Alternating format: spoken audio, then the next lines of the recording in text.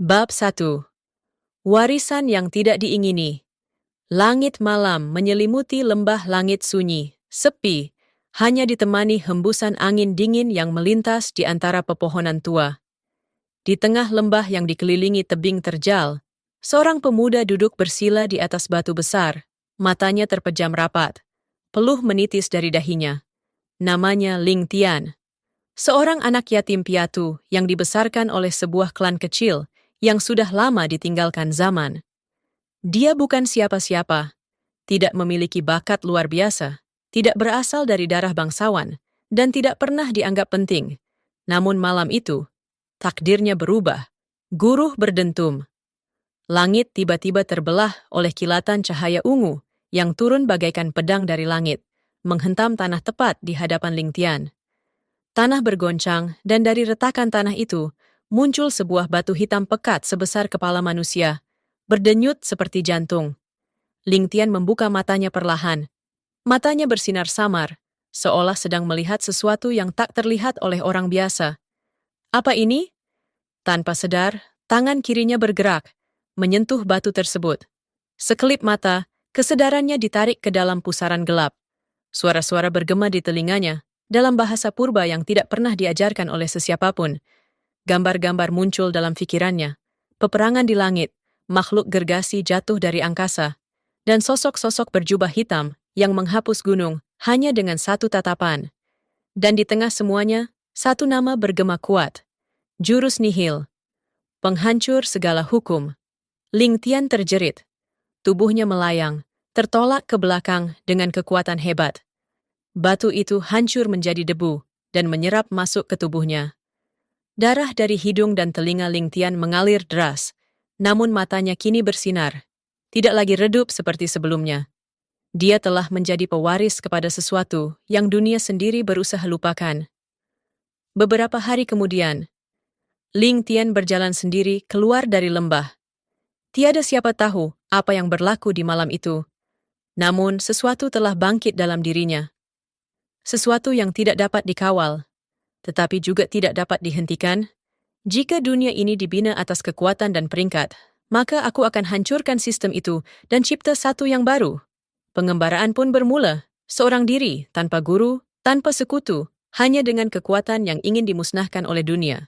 Namun dia tahu satu perkara pasti, mereka akan datang memburunya. Bab 2.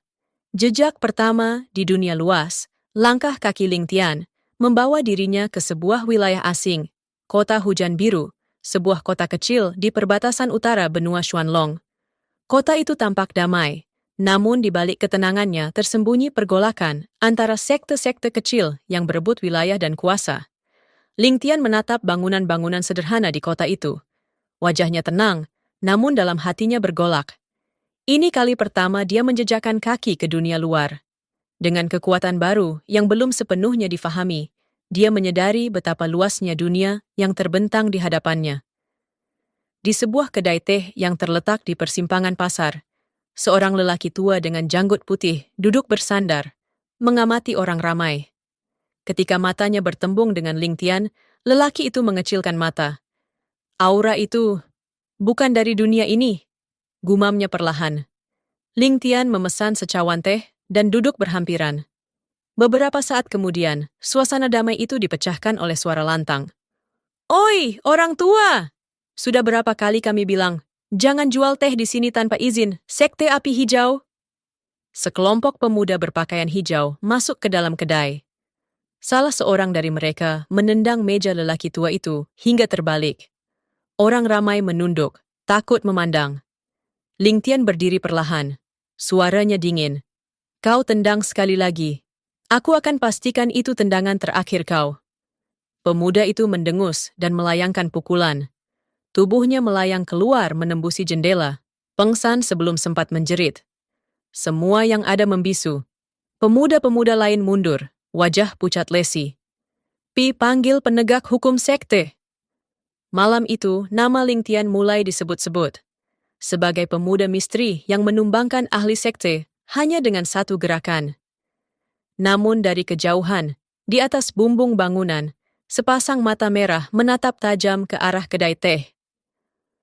Warisan itu telah memilih. Dunia akan segera bergoncang. Bab 3. Mata-mata dari bayang. Malam menyelimuti kota hujan biru. Di puncak menara penjaga kota, bayang-bayang bergerak perlahan tanpa suara. Seorang lelaki bertopeng, berjubah gelap, mengawasi kedai teh yang kini telah kosong. Matanya bersinar samar di bawah cahaya bulan. Pewarisan jurus nihil muncul di kota sekecil ini? Dunia benar-benar sedang berubah. Sementara itu, Ling Tian berjalan perlahan di lorong sempit menuju penginapan murah. Dia tidak merasa bangga dengan pertarungan tadi. Sebaliknya, itu hanya menguatkan satu perkara dalam benaknya. Dia diperhatikan. Di kamar kecil itu, dia duduk bersila dan menarik nafas dalam. Energi aneh dari batu hitam yang menyatu dalam dirinya masih mengalir, namun tidak stabil. Setiap kali dia coba menyelaminya, lautan ilmu dan ingatan asing mengalir masuk tanpa henti, nyaris membuatkan jiwanya terpecah. Kalau aku tak kuasai kekuatan ini, aku akan musnah sebelum sempat memahami dunia ini. Tiba-tiba, sebuah formasi sihir meletus di luar jendela.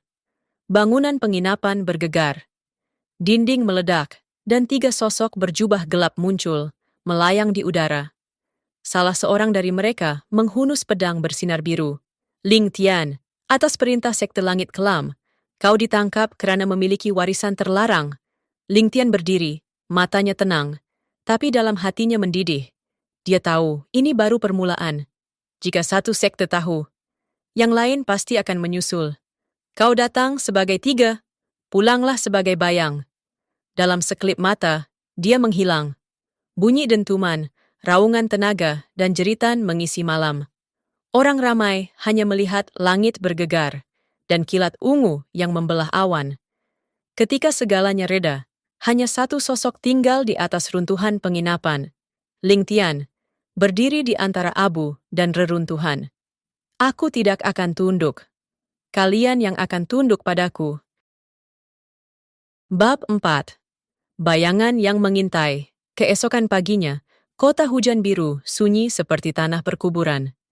3 ahli Sekte Langit Kelam ditemukan dalam keadaan tidak bernyawa. Tubuh mereka hangus, mata terbuka luas dalam ketakutan. Tiada satu pun luka biasa, hanya jejak energi asing yang masih bergema di udara.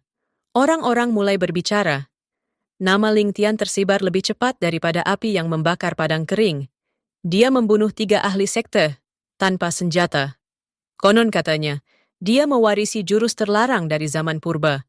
Banyak yang akan datang mencarinya selepas ini. Namun bagi Ling Tian, berita itu bukan kemenangan, melainkan beban. Dia tahu, setiap langkahnya kini berada dalam pengawasan mata-mata dari sekte besar dan organisasi tersembunyi. Di sebuah hutan di pinggiran kota, dia bersembunyi sementara, coba memahami lebih dalam kekuatan dalam dirinya. Di hadapannya, ukiran bulatan kuno bercahaya muncul di atas tanah. Formasi latihan warisan yang tertanam dalam tubuhnya. Jurus nihil bukan hanya serangan. Ia adalah penolakan terhadap semua sistem energi, elemen, roh, bahkan hukum dunia. Dalam formasi itu, tubuhnya ditarik ke dalam ruang kosong. Di situ, tiada langit, tiada bumi, hanya kegelapan dan suara-suara bisikan dari masa lalu. Disinilah dia berlatih, tanpa rasa lapar, tanpa waktu. Setiap gerakan yang dia pelajari akan membawa bencana jika salah langkah. Tiba-tiba, ruang itu pecah. Seseorang menariknya keluar secara paksa. Kau tak boleh teruskan latihan ini terlalu cepat, Ling Tian. Seorang lelaki misteri berjubah perak berdiri di hadapannya. Wajahnya tertutup topeng dengan simbol naga berbelah 2. Siapa kau? Tanya Ling Tian. Tubuhnya masih bergetar dari latihan. Aku pernah menjadi pewaris jurus itu, tapi aku gagal. Kini, aku hanya bayangan yang mengintai dari jauh. Kau, Ling Tian, adalah harapan terakhir sebelum jurus nihil menghapuskan dunia ini atau diserap sepenuhnya olehnya. Ling Tian mengepal tangan. Kalau begitu, ajar aku. Aku tak boleh, tapi aku boleh beri satu amaran. Jangan benarkan jurus itu menguasai hatimu. Sosok lelaki itu menghilang seperti kabus. dan Ling Tian dibiarkan dengan lebih banyak soalan daripada jawaban. Bab 5. Dunia tidak lagi tenang. Sehari selepas kejadian di kota hujan biru, gelombang berita menyebar jauh hingga ke sekte langit kelam, dan lebih jauh lagi, sampai ke menara langit emas, salah satu dari 5 kekuatan agung dunia. Di dalam ruang mesyuarat yang dibina dari kristal langit, beberapa tokoh penting duduk mengelilingi peta besar benua. Di tengahnya, sebuah kristal merah bersinar, menandakan satu lokasi, kota hujan biru. Kekuatan itu telah muncul semula, ujar seorang tetua berjubah emas, suaranya berat seperti petir. Kita sangka ia telah lenyap sejak ribuan tahun lalu. Siapa yang sangka, seorang pemuda rendahan bakal membangkitkannya semula. Namanya Ling Tian, kata seorang pengintip. Anak yatim, tiada latar belakang, tapi dia memiliki jurus nihil. Para tetua saling berpandangan. Satu keputusan dibuat, hantar penguji alam ke tahap pertama. Jika dia tidak layak, hapuskan. Sementara itu, Ling Tian terus bergerak menuju pergunungan utara, meninggalkan kota hujan biru yang sudah terlalu berbahaya untuknya. Dalam pikirannya, bayangan lelaki bertopeng naga masih menghantui. Jurus ini bukan hanya kekuatan, ia juga kutukan. Di malam hari, ketika api unggun menyala kecil, Ling Tian duduk bersila di atas tanah. Dia menarik nafas perlahan, lalu mula mengaktifkan salah satu jurus baru yang baru terlintas di benaknya. Rantaian sunyi. Tangan kirinya membentuk mudra aneh. Di sekelilingnya, udara menjadi beku. Suara alam terhenti. Cahaya-cahaya halus berkumpul, membentuk rantai hitam yang terapung. Jurus ini mengikat bukan pada tubuh, tapi pada kehendak musuh. Tiba-tiba, rantai itu terpecah. Sesuatu mengganggu ruang latihannya. Dari kegelapan hutan, satu sosok berjubah putih melangkah keluar. Ling Tian, aku adalah penguji alam pertama. Wajah lelaki itu tenang, tapi udara di sekelilingnya bergetar dengan tekanan luar biasa. Di dadanya tergantung lencana berbentuk jam pasir berputar. Hari ini, kau akan diuji. Jika gagal, aku akan musnahkan tubuh dan warisanmu sebelum ia membinasakan dunia. Ling Tian berdiri perlahan, kedua tangannya mulai menyatu dalam formasi. Kalau dunia ini takut padaku, biar aku tunjukkan mengapa. Pertarungan pertama melawan sistem kekuatan dunia pun bermula. Bab 6. Ujian dari penguji alam, hutan sunyi menjadi medan pertarungan. Kabut tebal menyelubungi pepohonan, namun dua sosok berdiri tegak. Satu pemuda dengan tatapan membara, dan satu lelaki tenang dengan aura yang menindas segalanya. Penguji alam pertama memandang Ling Tian tanpa emosi. Dari telapak tangannya, seutas cahaya keemasan menjelma menjadi tombak panjang yang berdenyut dengan kekuatan dimensi. Ini bukan pertarungan untuk membunuh, katanya. Ini ujian, tapi ujian ini tidak punya belas kasihan. Tanpa amaran, tombak itu dilempar, membelah ruang, menembus tanah dan waktu, meluncur seperti petir yang dikawal dewa. Ling Tian nyaris tidak sempat mengelak. Dia melompat ke belakang, formasi pelindung yang baru saja dia aktifkan, pecah berkeping-keping. Darah menitis dari bibirnya, tapi matanya bersinar. Cepat! Terlalu cepat! Dia menggenggam udara, dan energi hitam muncul, membentuk bilah senjata yang samar-samar, nyaris tak terlihat. Jurus nihil, bayang pemutus bentuk. Ling Tian menebas ke arah ruang kosong. Tombak yang meluncur padanya berhenti di tengah udara. Tidak pecah, tidak hancur, tapi hilang wujudnya. Seolah dunia lupa ia pernah ada.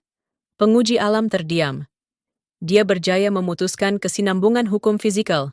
Ini memang jurus nihil. Namun dia tidak mundur. Tubuhnya menyala dengan lapisan demi lapisan roh alam, dan di belakangnya muncul 3 siluet naga langit yang terbuat dari cahaya. Lulus ujian ini bukan tentang menang, tapi tentang mempertahankan kehendakmu, katanya sambil melepaskan ribuan bilah cahaya ke arah Ling Tian. Ling Tian mendesah panjang. Kalau kehendak yang diuji, maka lihatlah kehendak seorang yang seluruh dunia mahu musnahkan. Dia menutup matanya, dan sekelip mata kemudian, seluruh hutan menjadi sunyi. Tidak ada suara, tidak ada angin, tidak ada gerakan. Masa berhenti. Dalam detik yang tak bergerak itu, hanya satu suara berbisik. Jurus nihil. Runtuhnya detik. Ketika waktu berjalan semula, serangan penguji alam meletus ke segala arah. Tetapi Ling Tian masih berdiri, tak berganjak satu langkah pun. Penguji alam memandang dengan tak percaya. Kemudian perlahan, dia menyimpan tombaknya dan menunduk sedikit. Kau! Lulus!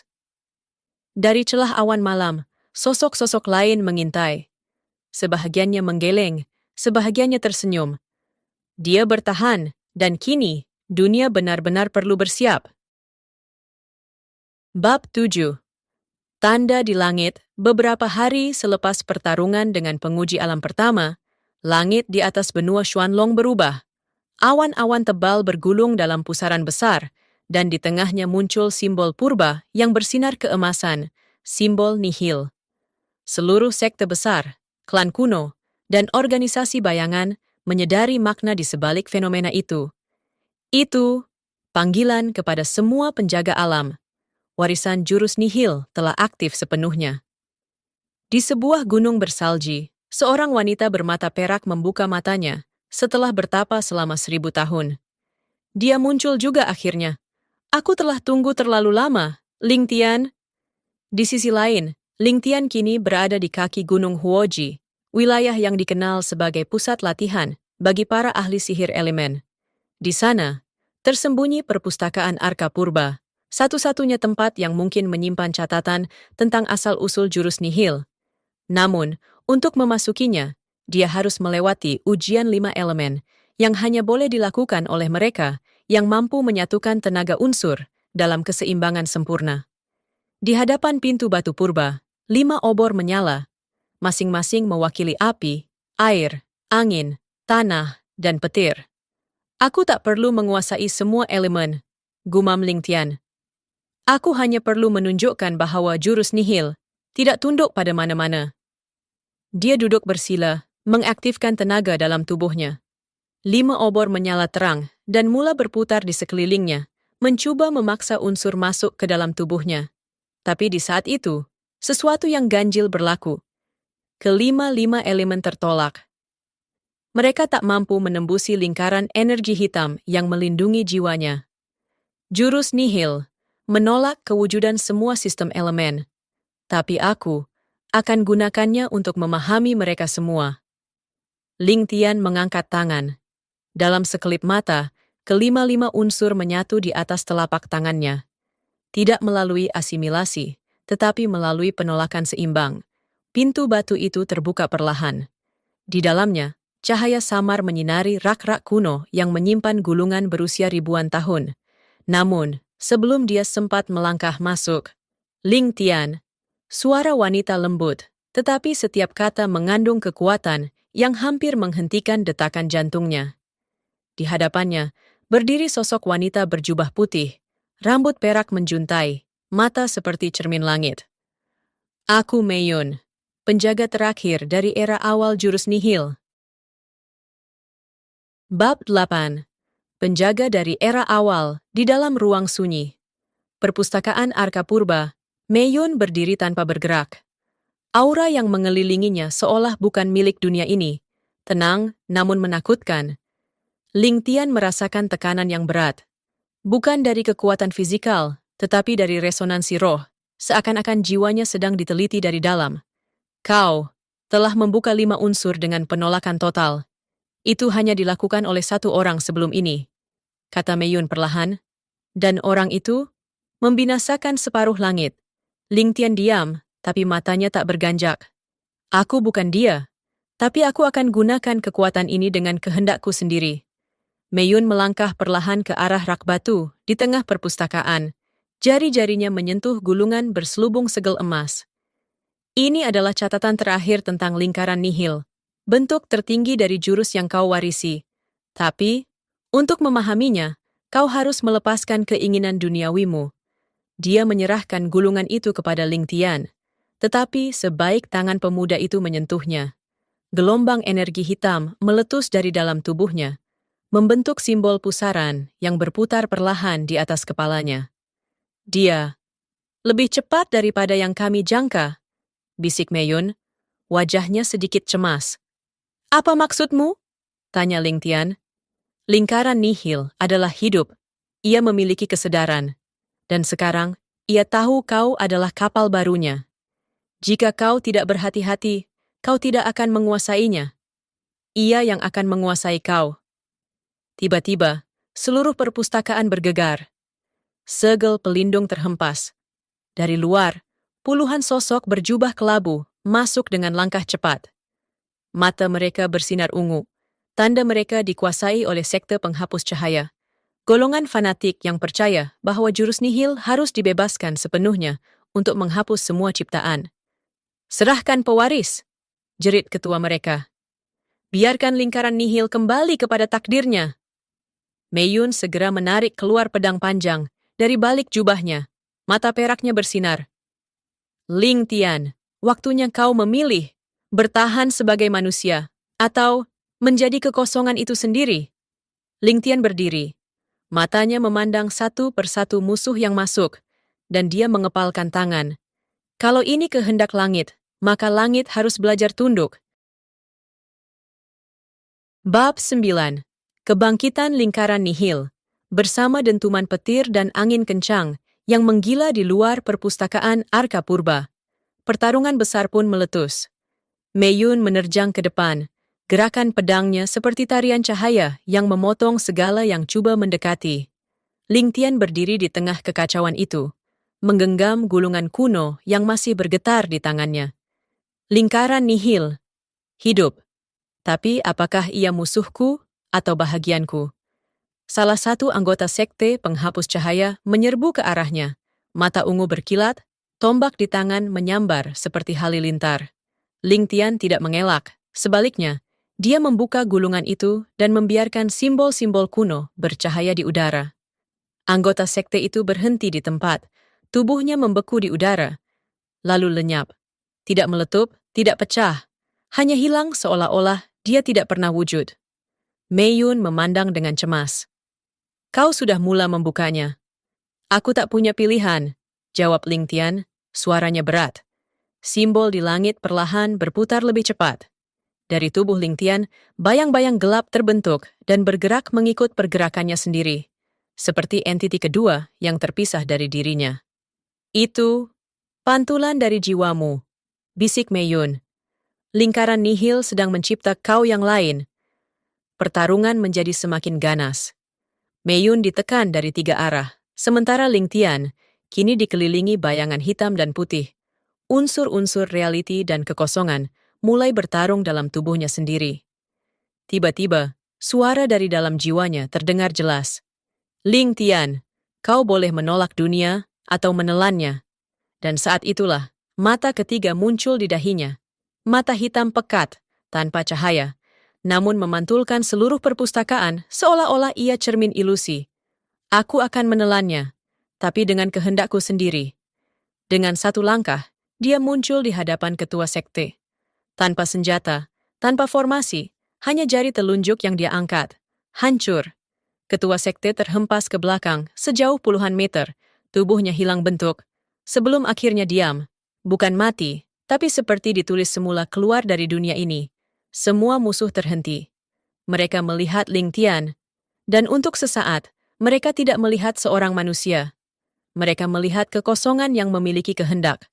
Meiyun melangkah ke sisi Ling Tian, wajahnya tenang tapi serius. Kau dah buka langkah pertama menuju lingkaran nihil sepenuhnya. Kau mungkin tidak boleh berpatah balik. Ling Tian menatap langit yang masih bergolak. Aku tak mahu berpatah balik. Aku mahu ke puncaknya. Dan lihat siapa yang sebenarnya mencipta dunia ini. Bab 10. Alam bayang abadi. Beberapa hari telah berlalu sejak pertempuran di perpustakaan Arka Purba. Meiyun dan Ling Tian kini berada di sempadan alam bayang abadi. Sebuah dimensi tersembunyi yang hanya dapat diakses oleh mereka yang memiliki kesedaran dualitas, cahaya dan kekosongan. Langit di atas dimensi itu gelap legam, tetapi bukan malam. Ia adalah langit tanpa matahari, tanpa bintang, langit tanpa ingatan. Ini tempat asal mula lingkaran nihil, kata Meiyun. Disinilah segala hukum dunia dicampakkan sebelum ia wujud. Di hadapan mereka, berdiri sebuah pintu batu besar, terapung di udara tanpa sokongan. Di tengah pintu itu, ukiran wajah tanpa ciri, kosong, licin, seakan-akan tidak pernah mengenal identiti. Pintu ini tak terbuka dengan kekuatan. Ia hanya terbuka bila jiwa kau menerima satu kebenaran. Kau bukan siapa-siapa. Ling Tian menatap pintu itu.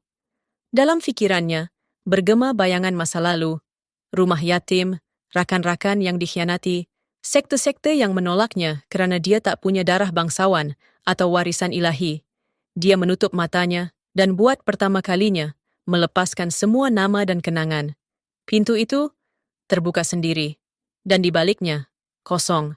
Tidak ada bangunan, tidak ada tanah, hanya ruang putih tak bertepi. Disinilah segala kemungkinan wujud dan lenyap serentak, bisik Meiyun.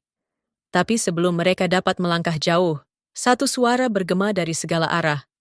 Akhirnya, kau datang, pewaris. Sosok misteri perlahan muncul dari kabut putih. Wajahnya serupa Ling Tian, namun lebih dewasa, dengan aura yang jauh lebih dingin. Siapa kau? Tanya Ling Tian. Bersiap sedia. Aku adalah kau yang akan menjadi jika kau terus berjalan di jalan kekosongan. Aku adalah bayang asal, roh pertama yang mengikatkan diri kepada jurus nihil ribuan tahun lalu. Meiyun terkejut. Bayang asal sepatutnya telah lenyap ketika 3 alam runtuh. Kenapa dia masih hidup? Bayang asal melangkah mendekat.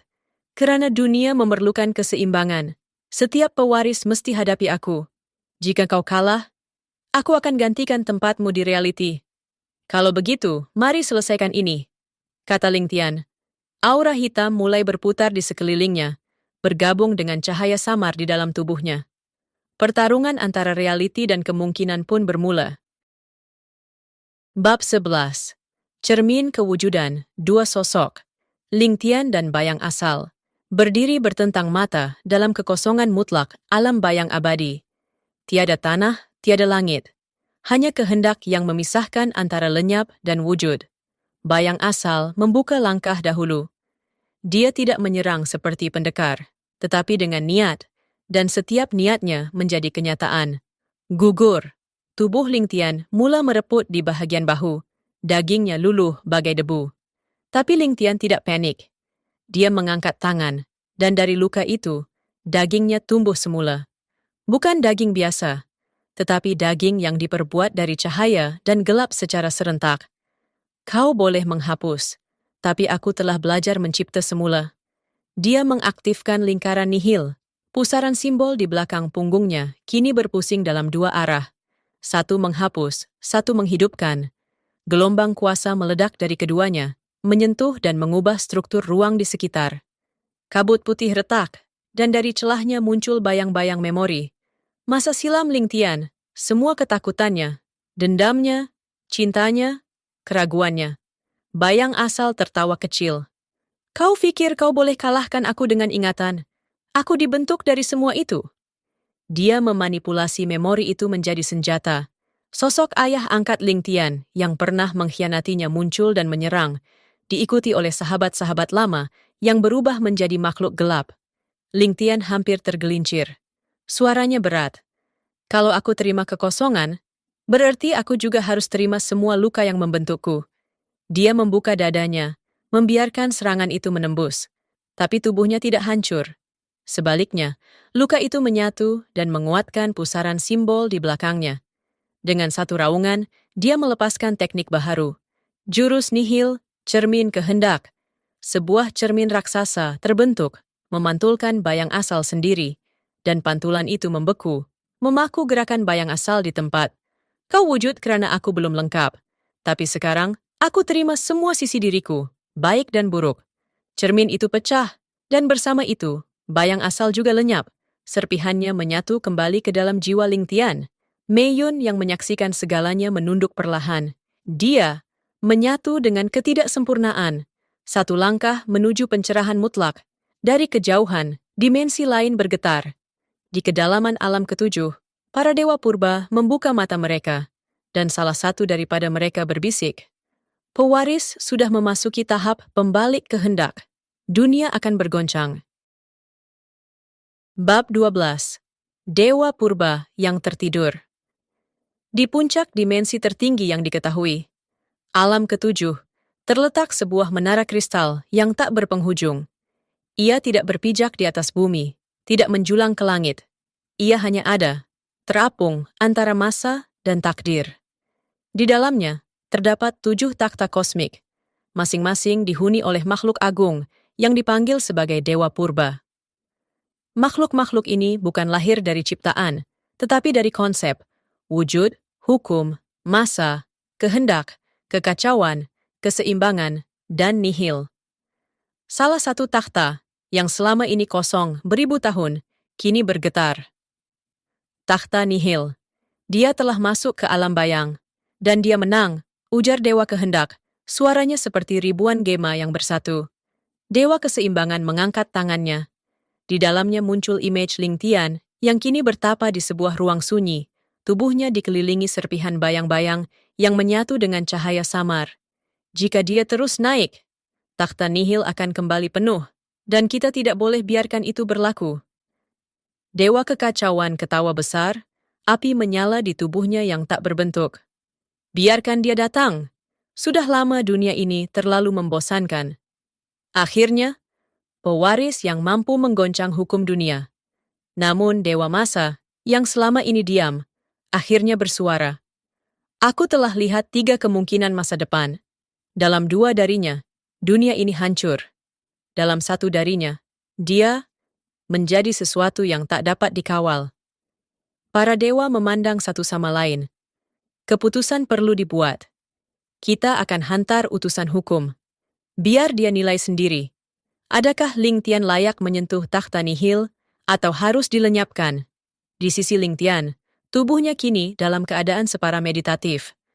Setelah menyatu dengan bayang asal, dia mampu melihat struktur ruang di sekelilingnya. Benang-benang halus yang mengikat dunia, menghubungkan waktu, kehendak, bahkan kematian. Mei Yun berdiri berjaga di sisi, namun tiba-tiba, langit alam bayang merekah. Sosok berjubah emas turun perlahan dari celah dimensi, seolah-olah berjalan di atas lapisan hukum itu sendiri. Di tangannya tergenggam pedang jernih, bukan dari logam, tapi dari tulisan hukum yang terbentuk jadi bilah. Ling Tian, katanya, suaranya dingin dan mutlak. Aku adalah hakim hukum, dan ini adalah ujian akhir dari para dewa. Ling Tian berdiri, perlahan tapi yakin. Simbol nihil di punggungnya mula berputar semula, perlahan dan tenang. Aku tak datang untuk tunduk. Aku datang untuk mengubah segalanya. Bab 13. Ujian hukum. Utusan hukum berdiri tegak di hadapan Ling Tian. Pedangnya yang terbuat dari tulisan suci berkilau, dengan cahaya yang memancar ke segala arah. Udara di sekitar mereka terasa berat, seolah-olah waktu dan ruang sedang menahan nafas mereka. Kau sudah melangkah jauh, Ling Tian, tapi dunia ini memiliki hukum yang lebih besar dari kehendakmu. Hukum yang tak dapat digoyahkan, kata utusan hukum, matanya bersinar dengan kebekuan mutlak. Ling Tian memandangnya dengan tenang, namun hatinya penuh dengan tekad. Lingkaran nihil berputar lebih cepat di belakangnya, menciptakan bayangan yang mengelilinginya, seperti perisai yang siap menangkis segala bentuk serangan. Aku tak datang untuk menentang hukum dunia, aku datang untuk melampaui mereka, jawab Ling Tian, suara penuh keyakinan. Utusan hukum mengangkat pedangnya, dan dalam sekejap, seluruh dimensi alam bayang abadi bergetar. Pedang itu menebas udara, menciptakan gelombang hukum yang menembus segala lapisan ruang. Satu serangan dari pedang itu menghancurkan ruang di sekeliling mereka. Semua yang terhitung sebagai kebenaran dalam dunia ini, ruang, masa, kewujudan, seolah-olah dibengkokkan oleh serangan itu. Semua yang ada di sekitar mereka, dari langit hingga tanah, mulai retak dan mulai jatuh ke dalam kekosongan. Ling Tian tidak terkesan. Dia mengangkat tangan, dan lingkaran nihil di belakangnya menyatu dengan tubuhnya. menciptakan medan penolakan total yang menyerap segala bentuk serangan. Serangan pedang itu bertumbuk dengan medan nihil, menghasilkan ledakan besar yang menyebabkan seluruh alam semesta itu bergetar. Namun, setelah beberapa saat, udara kembali tenang, dan ruang itu tidak hancur. Hukum yang ada, sekurang-kurangnya yang terikat pada dimensi ini, tetap utuh, tetapi hanya sedikit terganggu. Kau berani menentang hukum sendiri. Utusan hukum berbicara dengan nada yang lebih keras. Matanya penuh kekaguman dan kebingungan. Tapi kau juga tahu, semua ini hanya ilusi yang diciptakan oleh takdir. Takdir yang akan tetap mengikatmu. Ling Tian menarik nafas dalam-dalam. Tubuhnya mulai bersinar dengan kekuatan nihil. Aura yang mengelilinginya semakin kuat, melampaui batasan dunia biasa. Dia tidak takut pada takdir. Karena dalam lingkaran nihil, takdir hanyalah sebuah konsep yang bisa diubah dan dihapus. Takdir hanya ada jika kita percaya padanya. Tapi aku sudah melihat dunia tanpa takdir, kata Ling Tian, suaranya menggelegar, penuh kekuatan. Dengan satu gerakan tangan, lingkaran nihil mengeluarkan gelombang energi yang melingkupi seluruh ruang. Semua yang menghalanginya, semua yang merupakan hukum semesta, mulai memudar. Pedang utusan hukum melesat kembali, kali ini lebih cepat dan lebih kuat. Namun, kali ini Ling Tian tidak hanya bertahan. Dengan satu sentuhan, dia mengaktifkan jurus nihil, penolakan mutlak. Pedang yang terbuat dari hukum itu hancur dalam tangan. Utusan hukum pecah menjadi serpihan-serpihan kecil yang hilang ke dalam kekosongan. Utusan hukum terkejut. Mata ungunya terbuka lebar.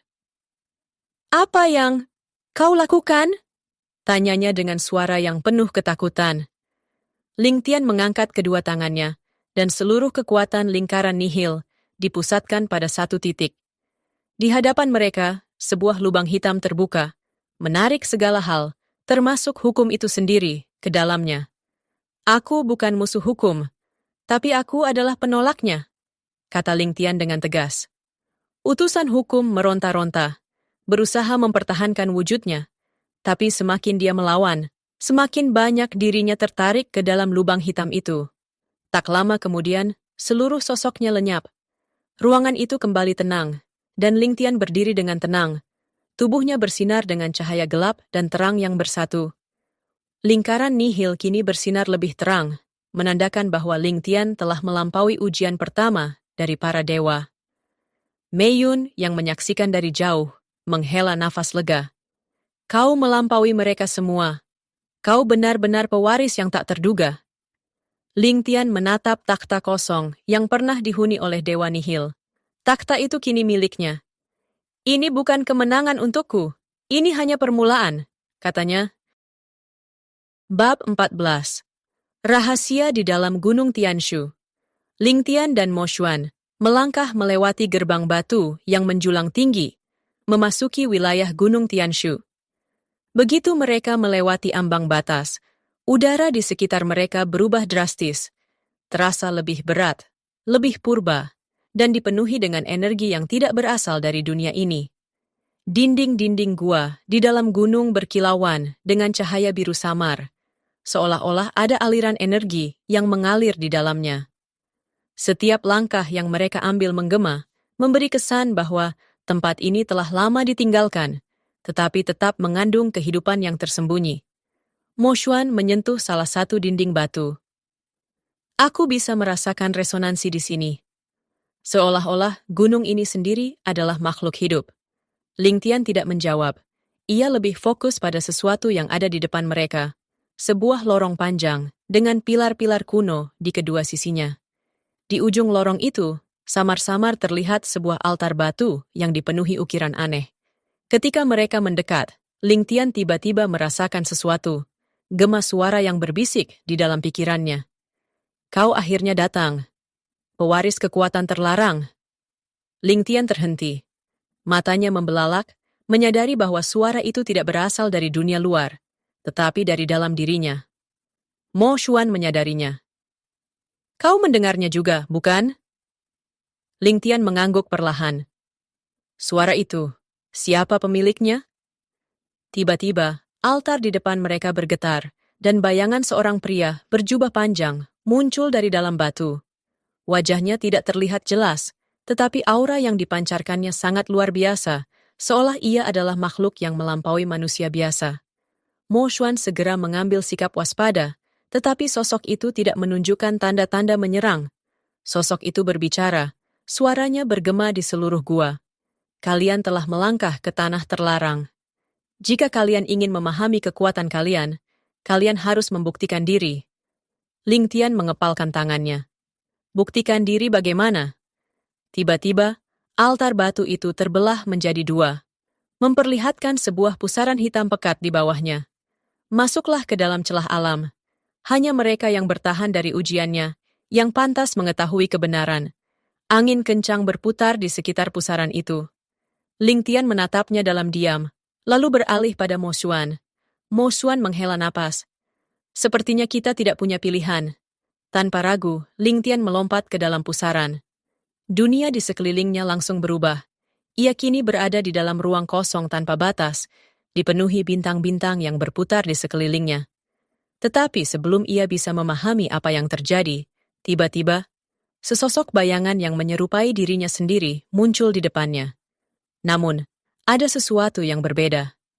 Bayangan itu menatap Ling Tian dengan mata merah menyala, dan dalam sekejap, ia menyerang. Ling Tian mengangkat tangan, memfokuskan energi nihilnya. Aku tidak butuh tahu. Aku hanya tahu, dunia ini akan berubah, dan tidak ada yang bisa menghalanginya.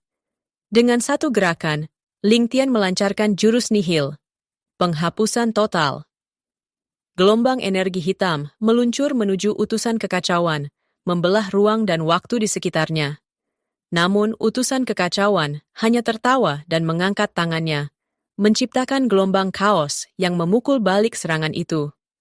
Kekacauan itu menyebar, membuat dimensi di sekitar mereka berputar dengan luar biasa cepat. Kau berani menentang kekacauan? Kau bahkan tidak tahu apa yang akan terjadi jika aku melepaskan seluruh kekuatanku. Kata utusan kekacauan, matanya penuh kegilaan. Ling Tian tidak mundur. Dia tahu, pertarungan ini bukan sekadar fisik. Ini adalah pertempuran untuk mengubah bagaimana dunia ini berfungsi. Kau beranggapan kau dapat mengendalikan dunia dengan kekacauan, tapi aku lebih dari itu. Aku adalah keseimbangan yang menghapuskan semua bentuk tak tentu. Jawab Ling Tian dengan tegas. Dengan serangan berikutnya, lingkaran nihil mengelilingi tubuhnya sepenuhnya. Dan dengan itu, energi kosong yang dihasilkan mulai menarik seluruh kekacauan menuju satu titik. Dimensi itu bergetar hebat, dan dalam ledakan besar, utusan kekacauan lenyap dalam kekosongan. Namun, sebelum ia hilang, ia sempat berteriak. Kau belum menang, pewaris nihil.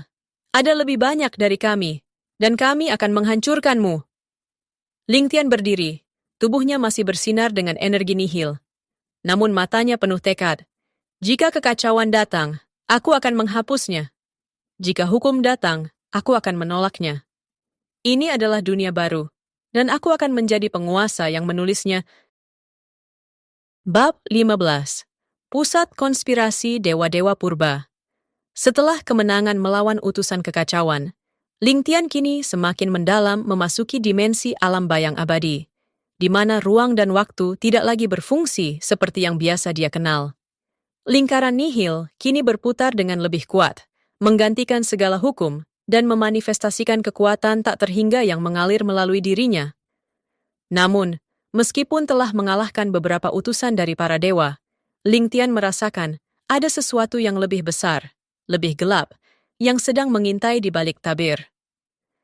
Para dewa purba, yang telah bersembunyi di alam ketujuh, tidak akan membiarkannya begitu sahaja.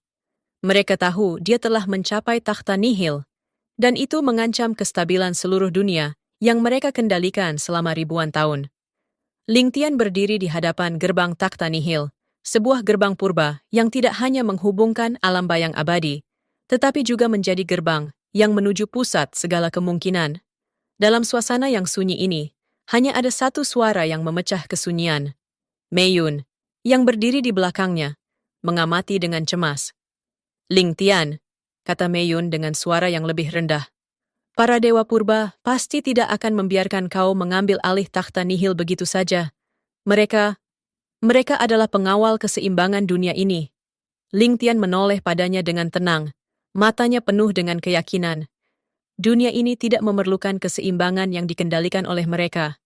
Aku akan menjadi penguasa yang menulis keseimbangan baru, keseimbangan yang bebas dari belenggu takdir dan hukum sempit mereka. Mei Yun terdiam sejenak, lalu mengangguk.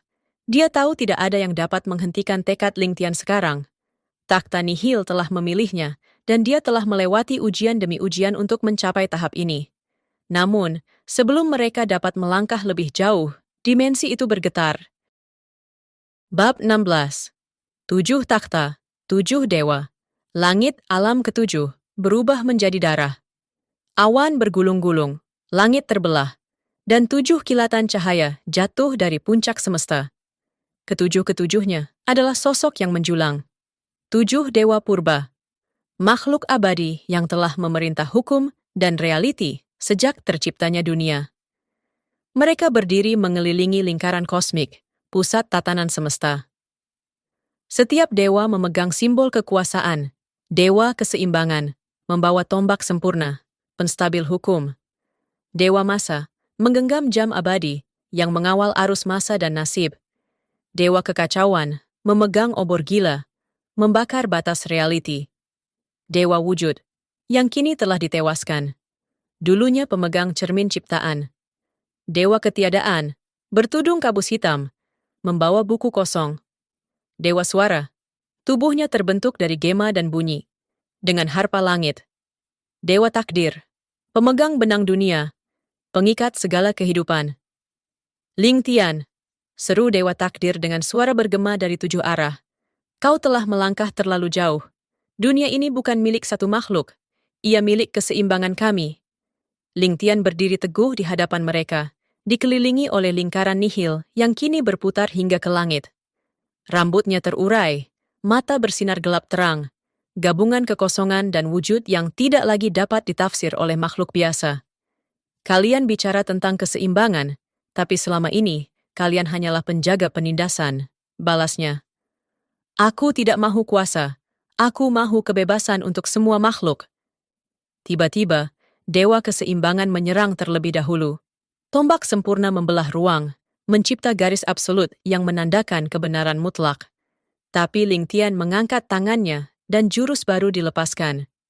Jurus nihil, pembatalan mutlak.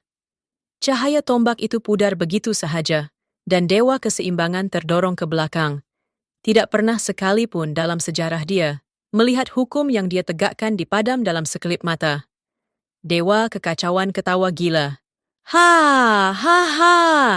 Menarik. Aku ingin lihat sejauh mana nihilmu boleh bertahan dari ini.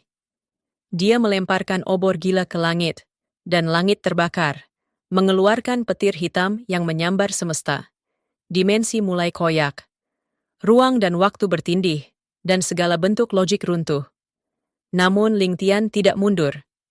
Dia menyatukan lingkaran nihil dengan tubuhnya, lalu berkata perlahan, "Kalau ini akhir dunia, biarlah aku bentuk semula daripada abu." Dia melangkah ke langit yang berkecai. Kakinya menyentuh kosong, namun tubuhnya tetap berdiri, melawan api kekacauan dengan satu ayunan tangan. Pertembungan dua kekuatan, nihil dan kekacauan, memecahkan sebahagian alam ketujuh. Dewa masa mengaktifkan jam abadi, coba memutar balik waktu agar kekalahan tidak terjadi. Namun jam itu retak. Tidak, mustahil. Dia menghapus konsep masa. Dewa masa terperanjat. Ling Tian tersenyum samar. Kau tak boleh memutar waktu bila waktu itu tidak pernah wujud. Dewa-dewa lain kini menyadari sesuatu yang menakutkan. Nihil tidak sekadar menghapus kekuatan. Ia menghapuskan konsep, reality, masa, suara, wujud, bahkan takdir. Semuanya tak berguna di hadapan kekosongan mutlak. Tiba-tiba, Mei Yun muncul di sisi Ling Tian. Wajahnya cemas. Ling Tian, tubuhmu, kau mula kehilangan bentuk. Kekuatan nihil, ia sedang memakanmu. Ling Tian terdiam seketika. Dia melihat tangannya. Sebahagiannya telah menjadi bayangan kabur, seolah-olah sedang larut ke dalam dimensi kosong. Aku tahu. Dia menatap langit di mana para dewa berkumpul. Ini harga untuk menentang segalanya. Tapi aku akan pastikan, dunia ini bebas dari ketakutan kalian. Bab 17. Ruang semesta kini berada di ambang kehancuran. Pertempuran antara Ling Tian dan 7 dewa purba telah mencipta retakan dalam asas realiti. Alam ketujuh runtuh perlahan, dan seluruh dunia dapat merasakan goncangan yang tidak tertafsir oleh pikiran biasa. Langit menghitam, lautan membeku, dan makhluk-makhluk spiritual menangis dalam ketakutan. Namun, di tengah kekacauan itu, Ling Tian mulai hilang.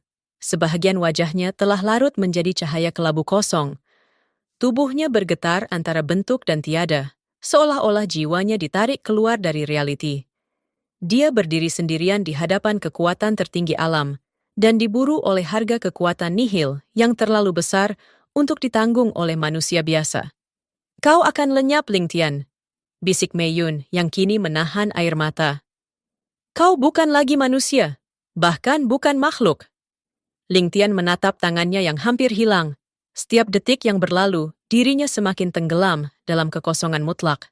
Satu bentuk kewujudan yang tidak terikat oleh masa, ruang, emosi, atau bentuk. Aku tahu, Mei Yun, tapi ini jalan yang aku pilih. Kenapa? Mengapa kau sanggup korbankan semuanya? Dia merayu. Ling Tian menatap langit yang runtuh dan melihat wajah-wajah rakyat kecil yang tertindas, orang biasa, makhluk roh, makhluk lemah yang selama ini hidup dalam dunia yang dikawal oleh dewa dan hukum takdir. Karena jika bukan aku, siapa lagi? Katanya perlahan. Jika kekuatan ini mampu menghancurkan hukum, maka aku akan gunakan ia untuk menulis hukum baru. Hukum yang adil. Hukum yang bebas. Namun, sebelum tubuhnya hilang sepenuhnya, satu suara asing bergema dari dalam lingkaran nihil. Suara purba, suara yang tidak dikenal, seolah-olah berasal dari permulaan segala sesuatu. Pewaris nihil, kau telah membuktikan tekadmu, tapi tubuhmu masih fana. Kau tidak akan bertahan. Ling Tian tersentak. Siapa kau? Aku adalah roh asal dari nihil. Aku adalah entiti pertama yang wujud sebelum segala wujud. Aku menunggu berjuta-juta tahun untuk satu pewaris yang layak. Dan kau telah tiba. Mei Yun menoleh dengan wajah terkejut. Roh asal? Kau? Roh dari kekosongan itu sendiri? Ya. Dan kini aku berikan padamu pilihan terakhir. Suara itu bergema, seperti dentuman galaksi yang mati. Gabungkan jiwamu denganku, dan kau akan menjadi lebih dari manusia, lebih dari dewa. Kau akan menjadi Voidas, entiti terakhir dan pertama, pembentuk hukum baru. Sunyi. Ling Tian memejam mata. Detik itu, dia melihat bayangan masa kecilnya, mendiang gurunya, penderitaan yang dia alami, dan segala pengorbanan yang membawanya ke sini. Dia membuka mata dengan tenang, dan berkata, Aku terima. Satu letusan tenaga yang belum pernah berlaku dalam sejarah semesta meledak dari tubuh Ling Tian. Semua dimensi retak dan membaik dalam satu waktu. Para dewa terdorong ke belakang. Wajah mereka berubah dari sombong kepada cemas, dari cemas kepada takut. Dari cahaya kelam itu, muncul sosok baru. Voidas. Dia bukan lagi manusia, bukan juga dewa. Dia adalah bentuk kekosongan yang berpikir, yang merasai, dan yang mampu menulis semula asas kewujudan. Suaranya bergema seperti gema ribuan dunia. Dewa-dewa purba, kalian telah memerintah cukup lama. Kini giliran kalian tunduk atau lenyap. Dewa takdir melangkah ke hadapan, coba menggunakan benang dunia untuk mengikat Voidas. Namun dengan satu tatapan, benang itu terlerai menjadi zarah tanpa nama.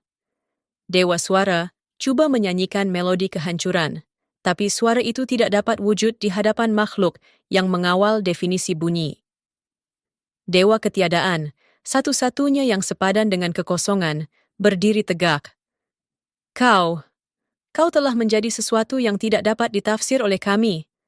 Voidas melangkah ke hadapan, dan setiap langkahnya mengubah hukum realiti. Alam ketujuh mula membentuk semula, bukan atas dasar hukum lama, tetapi hukum yang ditulis oleh Voidas sendiri. Bab 18. Dunia baru, ancaman lama, alam ketujuh telah senyap. Setelah letusan kekuatan Voidas, para dewa purba tunduk dalam diam. Tidak ada lagi hukum lama yang mengikat ruang dan waktu. Segala struktur lama, takdir, wujud, masa, suara, kini tak lagi mutlak. Dunia berada dalam fasa transisi. Voidas berdiri di puncak menara nihil, dikelilingi oleh pusaran cahaya gelap yang seolah-olah bernafas. Ia bukan lagi sekadar kekosongan, tapi asas baru reality.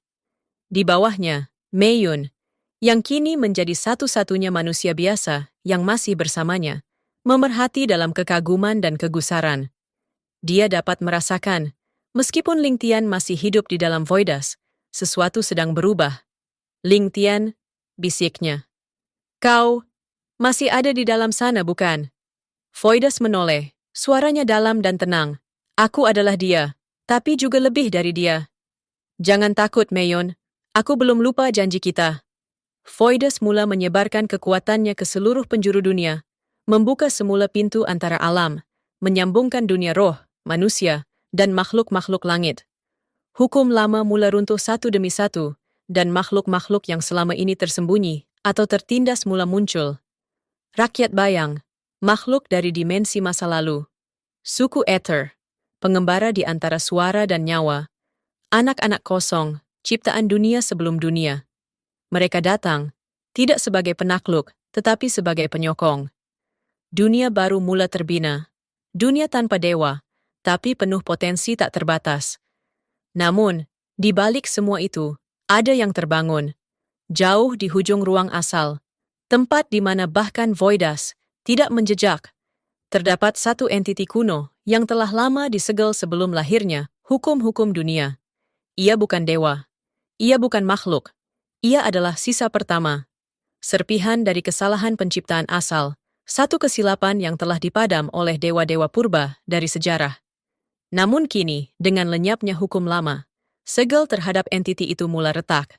Voidas, pewaris nihil, kau telah membuka semula laluan padaku. Retakan hitam muncul di langit, dan angin purba yang membawa rasa ngeri dan kehampaan menusuk ke seluruh dimensi. Makhluk-makhluk yang lahir dari kebebasan mula merasa takut untuk pertama kali. Voidas berdiri di puncak menara, dan matanya bersinar gelap. Aku rasa kehadiranmu, kesalahan asal. Walaupun dunia ini baru lahir, kau ingin mengulang kehancuran? Suara dari celah dimensi membalas. Bukan kehancuran, tapi kebenaran asal. Dunia ini tak sepatutnya ada. Kau, aku, semua ini adalah kecacatan. Satu lengan raksasa yang terbentuk dari ketiadaan dan kesadaran mencoba menembusi dunia nyata. Namun Voidas menahan dengan satu tangan, dan ruang itu memekik. Seolah-olah reality sedang menjerit. Aku tidak akan biarkan dunia baru ini musnah sebelum ia sempat tumbuh, tegas Voidas. Jika kau adalah kesalahan, maka aku adalah pembetulan. Namun Meiyun tiba-tiba menjerit. Ling Tian, kau mula kehilangan bentukmu lagi. Voidas melihat ke tangannya. Retakan-retakan cahaya gelap mula terbentuk di tubuhnya. Dia sadar, pertembungan dengan kesalahan asal bukan sekadar fisikal. Ia adalah pertarungan eksistensi.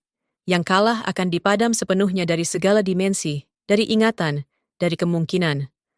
Voidas menatap dunia yang sedang berkembang, dunia yang diberinya harapan, dan dalam hati yang masih tersisa dari Ling Tian, dia berbisik, aku tak akan gagal.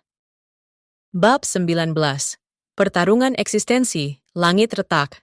Dimensi bergetar. Realitas sendiri mulai mempertanyakan keberadaannya. Dari celah retakan hitam di angkasa, muncul lengan raksasa yang tidak bisa dijelaskan dengan hukum-hukum alam biasa. Ia bukan terdiri dari materi, bukan pula energi. Ia adalah kekeliruan. Kesalahan pertama dan terakhir dari penciptaan. Suara dari dalam retakan menggaung, bukan melalui udara, tapi langsung ke dalam pikiran setiap makhluk hidup. Dunia ini adalah dusta, dan aku datang untuk mengakhirinya. Voidas, sosok Ling Tian yang telah menyatu dengan kekuatan nihil, berdiri sendirian di puncak menara kosmos. Tubuhnya berpendar cahaya kelabu kehitaman. Tidak padat, tidak pula kabur. Ia berdiri sebagai makhluk yang melampaui pengertian dewa, manusia, dan roh sekalipun. Namun, untuk pertama kalinya, rasa gentar muncul di matanya. Entitas kesalahan, aku tak akan membiarkanmu menghapus dunia ini. Lengan kesalahan menyerang, bukan hanya menghancurkan, tetapi menghapus konsep keberadaan dari apapun yang disentuhnya. Tanah di bawahnya lenyap. Udara runtuh. Waktu berhenti.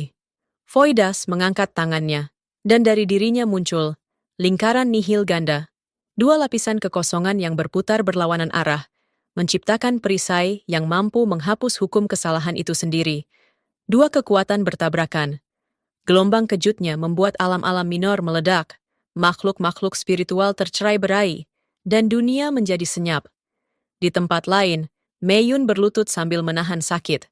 Darah mengalir dari hidung dan telinganya. Suara pertarungan itu mengguncang jiwa siapapun yang memiliki kesadaran. Tian, kau terlalu jauh.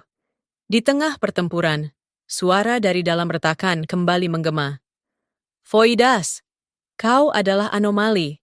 Keberadaanmu sendiri telah mengundang kebangkitanku. Semesta tidak dirancang untuk menampung yang seperti kita. Kalau begitu, Voidas menjawab, aku akan merancang semesta yang baru. Dia mengepalkan tangan, dan dari tubuhnya memancar jurus nihil ketiga. Penghapusan asal. Seketika, waktu di sekitar lengan kesalahan melambat. Semua kenangan, kemungkinan, dan garis nasib yang mengarah pada kemunculan kesalahan itu mulai terurai. Voidas mencoba menghancurkan bukan hanya tubuh, tapi akar eksistensinya. Namun, kau lupa, aku adalah kesalahan pertama. Bahkan nihil tidak bisa menghapusku, karena aku tidak pernah diizinkan untuk ada. Dengan satu gerakan balik, kesalahan menghembuskan napas, dan napas itu membuat Voidas tersungkur. Sebagian tubuhnya mulai bergetar, bentuknya tidak stabil. Cahaya kelabu itu mulai retak-retak. Sementara itu, di dasar menara kosmos, Meiyun bangkit. Tangannya bergetar, tapi dia mengangkat sesuatu yang diberikan gurunya dulu. Kristal kehendak, artefak langka yang bisa menyampaikan satu hasrat manusia kepada dimensi terdalam jiwa seseorang. Dia memeluk kristal itu dan berbisik, Tian, jangan hilang, tetaplah jadi dirimu. Di langit, Voidas yang nyaris lenyap, tiba-tiba terdiam. Kristal itu bersinar dari kejauhan. Suara Meiyun, meskipun tak terdengar secara fisik, menyentuh jiwa terdalam yang masih tersisa di dalamnya. Dan dari dalam tubuh Voidas, terdengar bisikan, aku adalah Ling Tian. Aku pernah lemah. Aku pernah jatuh. Tapi aku juga pernah bermimpi. Dan itu cukup untuk bertarung sampai akhir. Dengan dentuman terakhir, Voidas bangkit kembali. Bentuknya berubah, tidak sepenuhnya nihil, tidak pula sepenuhnya manusia. Dia menjadi sesuatu yang belum pernah ada. Ekleksis, makhluk yang memilih eksistensinya sendiri dan tidak tunduk pada hukum manapun. Kalau kau adalah kesalahan asal, katanya, maka aku adalah harapan baru. Bab 20. Harapan versus kesalahan. Langit dan bumi telah berhenti menjadi apa yang dulu mereka kenal. Di tengah kekacauan realitas, dua entitas berdiri menghadap satu sama lain. Di satu sisi, kesalahan asal, makhluk yang seharusnya tidak pernah ada, namun kini menjadi ancaman bagi segalanya. Di sisi lain, ekleksis, bentuk baru dari Ling Tian, yang telah melampaui konsep makhluk, hukum, bahkan takdir. Ia bukan hanya gabungan kekuatan nihil dan jiwa manusia. Ia adalah pilihan. Pilihan untuk tetap ada, walau seluruh semesta menolaknya. Voidas telah lenyap. Yang berdiri di hadapanku kini adalah ekleksis. Suara kesalahan, asal menggema seperti guntur dalam kekosongan. Tapi itu tak berarti kau lebih kuat. Benar, jawab ekleksis sambil melangkah maju. Tapi kini, aku tahu kenapa aku bertarung. Langkahnya mengguncang lapisan dimensi. Dengan satu hentakan, dia membuka gerbang inti semesta, sesuatu yang tak pernah disentuh oleh siapapun, tempat di mana semua hukum tercipta, tempat suara pertama dari penciptaan bergema. Kau ingin menghapus realitas? Maka mari kita bertarung di tempat asalnya. Mereka masuk ke dalam ruang kosong, tempat di mana warna tidak pernah tercipta, suara tak pernah terdengar, dan waktu belum pernah berjalan. Disinilah segalanya bermula, dan mungkin akan berakhir. Pertarungan dimulai. Kesalahan asal berubah wujud, menjadi ribuan lengan dari ide-ide yang tak bisa dimengerti. Ketakutan murni, pengkhianatan yang belum terjadi, ketiadaan dalam bentuk paling padat. Ekleksis membalas dengan jurus pilihan pertama. Wujud yang dipilih, mengubah dirinya sesuai kebutuhan dalam tiap detik. Tubuhnya menyatu dengan konsep harapan, kesetiaan, dan pengorbanan. Setiap pukulan adalah seruan untuk dunia yang lebih baik. Mereka bertarung tanpa suara. Namun setiap benturan menghasilkan dunia baru dan dunia yang hancur. Di luar sana, Meiyun melihat langit yang mulai terang. Anak-anak roh yang dulu bersembunyi keluar dari gua. Para manusia yang dulunya terpuruk mulai merasakan sesuatu yang telah lama hilang. Keyakinan. Dia masih bertarung, bisik Meiyun, dan dia butuh kita. Orang-orang mulai mengangkat tangan ke langit. Makhluk-makhluk dari berbagai alam mengirimkan energi mereka, bukan sebagai penyembah, tetapi sebagai sesama makhluk hidup yang ingin bertahan bersama. Di dalam gerbang inti, Ekleksis mulai terdesak. Tubuhnya koyak oleh gelombang kehampaan murni. Namun tiba-tiba, dia tersenyum. Kesalahan asal. Aku sadar satu hal. Apa itu? Kau kuat karena kau lahir dari penolakan, tapi aku kuat karena aku dipilih oleh yang lain. Aku tidak sendiri. Ledakan cahaya putih dan hitam meledak dari tubuh Ekleksis. Itu bukan kekuatan murni, tapi resonansi semua kehendak makhluk hidup yang percaya padanya. Jurus pilihan terakhir. Realita yang dipilih bersama. Dengan satu pukulan akhir, dia tidak menghancurkan kesalahan asal, tapi mengurungnya kembali dalam inti semesta, bukan sebagai musuh, tapi sebagai bagian dari keseimbangan. Kegelapan tidak dihapus, tapi diberi tempat yang adil. Voidas. Atau kini, Ling Tian yang lahir kembali sebagai Ekleksis, kembali ke dunia nyata. Langit menjadi tenang. Alam mulai menata ulang. Tidak ada dewa, tidak ada raja, hanya makhluk-makhluk yang sadar bahwa dunia kini milik mereka sendiri. Meiyun mendekatinya. Air mata mengalir. Kau kembali. Ling Tian menatapnya. Untuk pertama kalinya sejak ratusan babak perjuangan, dia tersenyum. Aku kembali, dan dunia akhirnya bebas. Tamat, Airsh. 1. Pewaris nihil, bersediakah kamu lanjut ke ARC? 2. Dunia yang dipilih, era setelah kehancuran sistem lama, ketika dunia tanpa hukum mulai membentuk sistem baru sendiri. Sila like, share, and subscribe.